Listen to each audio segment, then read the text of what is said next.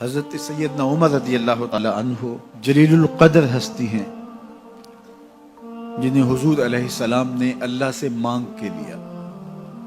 سارے صحابی رسول کریم صلی اللہ علیہ وآلہ وسلم کے مرید ہیں، لیکن جناب عمر میرے حضور کی مراد ہیں۔ 39 لوگ جب اسلام لا چکے، 39ویں شخص حضرت امیر حمزہ رضی اللہ تعالی عنہ تھے، اور ان کا ایمان لانا مسلمانوں کے لیے بہت بڑی ڈھارس اور بہت بڑے حوصلے کا سبب و ذریعہ بنا۔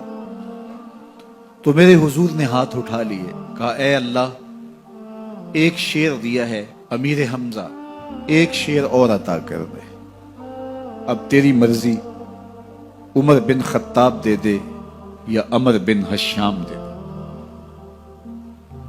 حضور دعائیں مانگ رہے اور یہ ہاتھ میں تلوار لیے غیظ و غضب سے بھرے ہوئے گھر سے نکلتے ہیں کہ بانی اسلام کا چراغ بجھا دینا ہے۔ راستے میں ایک صاحب ملے اور کہا کہ عمر، تیور کوئی اچھے نہیں لگتے، خیر تو ہے، کدھر جا رہے ہو؟ کہا چراغ اسلام بجھانے جا رہا ہوں، یہ روز کا مسئلہ ختم ہونے لگا ہے میرے ہاتھوں۔ مسکرا کے بولے گھر کی خبر تو لو۔ کہا میرے گھر کو کیا ہوا؟ کہا تمہاری بہن فاطمہ بھی نوکر بن گئی ہے رسول اللہ صلی اللہ علیہ وسلم۔ غصے سے بھرے ہوئے اپنی بہن کے گھر کا رخ کرتے ہیں، اندر سے قرآن پڑھنے کی آواز آ رہی، غصہ اور بڑھ جاتا ہے، دروازے کو زور زور سے کھٹکھٹاتے ہیں۔ اہل خانہ سمجھ گئے ماجرا کیا ہے، گرجدار آواز ہے جناب عمر کی، دروازہ کھولو۔ جلدی سے معلم کو چھپا دیا اور بہن آگے بڑھ کے دروازہ کھولا۔ کہا تم سابی ہو گئے ہو، دین چھوڑ دیا تم نے، بتوں کی وفا ترک کر دی اور بے تحاشا مارنا شروع کیا۔ بہن کا سر پھٹ جاتا ہے، خون بہنے لگتا ہے اور یہ مارتے چلے جاتے ہیں۔ فاطمہ بنت خطاب بولی عمر تم خطاب کے بیٹے ہو، سنو میں بھی خطاب کی بیٹی ہوں، جو ظلم جو جبر کرنا ہے کرو، میں محمد عربی کا دامن نہیں چھوڑوں گی۔ سوچنے پہ مجبور ہو جاتے ہیں وہ کون سی طاقت ہے جس نے بجلیاں بھر دی اس کے اندر۔ کہا جو تم پڑھ رہے تھے مجھے بھی سنا سکتے ہو؟ کہا تمہیں غسل کرنا ہوگا۔ عمر اپنے بدن کو دھو رہے ہیں، میرا رب دل دھو رہا ہے۔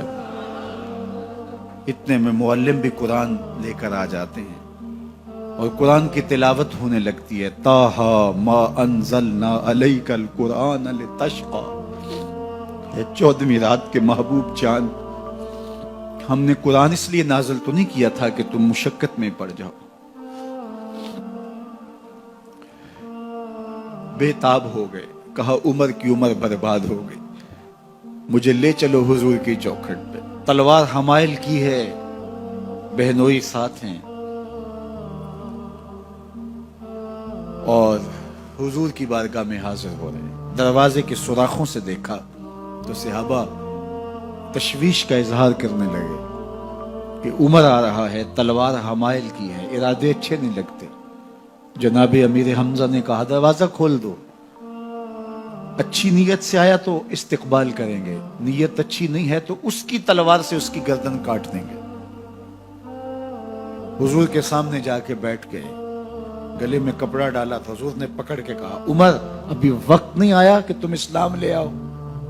یہی وقت تھا عمر کے اسلام لانے کا، لبوں پہ کلمہ جاری ہو گیا۔ اللہ اکبر کی صدا اس زور سے گونجی کہ مکے کی گلیاں گونجنے لگی۔ اسلام لانے کے بعد حضور سے پوچھتے ہیں حضور کیا ہم حق پر نہیں ہیں؟ فرمایا ہم حق پر ہیں۔ اللہ کا دین سچا نہیں ہے؟ کہا اللہ کا دین سچا ہے۔ آپ اللہ کے سچے نبی نہیں ہیں؟ فرمایا میں اللہ کا سچا نبی ہوں۔ تو کہا پھر ہم چھپ کے عبادت کیوں کریں؟ اب مسلمانوں کی 2 صفیں بنتی ہیں، ایک صف کی قیادت امیر حمزہ کرتے ہیں، دوسری صف کے آگے آگے عمر بن خطاب چلتے ہیں اور حضور درمیان میں ہیں، اور یہ ملکوتی قافلہ صحن حرم میں آ کے اعلانیہ عبادت کرتا ہے۔ حضرت عبداللہ ابن مسعود رضی اللہ تعالیٰ عنہ فرماتے ہیں عمر کا اسلام لانا اسلام کے لیے عزت کا سبب بنا، اسلام کے وقار کی علامت بن گیا۔ ایک ایک کے دروازے پہ جا کے دروازہ کھٹکھٹا کے کہتے ہیں، وہ تو اور خبر سننے کے لیے بے چین تھے کہ یہ بانی اسلام کی زندگی کا چراغ بجھانے گیا تھا، کوئی خبر لایا ہوگا۔ وہ کہتے ہیں آؤ عمر کدھر آئے ہو؟ کہا تمہیں بتانے آیا ہوں، کمزوروں سے پنجہ آزمائی کرتے رہے ہو، آؤ میرے سے بات کرو، میں محمد عربی کا نوکر بن گیا ہوں۔ اللہ اکبر۔ میرے حضور نے فرمایا جب اچھے لوگوں کا ذکر کرو تو میرے عمر کا ذکر بھی کیا کرو۔ میرے عمر کی زبان پر حق بولتا ہے، سچ بولتا ہے۔ ان الشیطان یفر من ظل عمر، عمر کے سائے کو دیکھ کے شیطان بھاگتا ہے۔ اللہ اکبر۔ اسلام لائے تو زندگی کی ایک ایک سانس اسلام کے لیے وقف کر دی، حضور کا پہرا دیا، حضور کی ناموس کا پہرا دیا، حضور کی شریعت کا پہرا دیا۔ اسلامی فتوحات پھیلیں تو پھیلتی ہی چلی گئیں، کبھی مصر فتح ہو رہا ہے، کبھی ایران فتح ہو رہا ہے، آرمینیا تک مسلمانوں کی افواج پہنچتی ہیں۔ 22 لاکھ مربع میل پر حضرت عمر رضی اللہ تعالیٰ عنہ کی سلطنت پھیل جاتی ہے۔ عدل و انصاف کا دورہ ہوتا ہے۔ زمانے نے دیکھا کہ غیر مسلم بھی عدالت میں کھڑا ہے تو اسے خوف نہیں ہوتا تھا کہ میرے سے ناانصافی ہوگی، اس لیے کہ حکومت عمر کی چل رہی ہے۔ وہ بھی مطمئن ہوتا تھا کہ میرے ساتھ انصاف ہوگا۔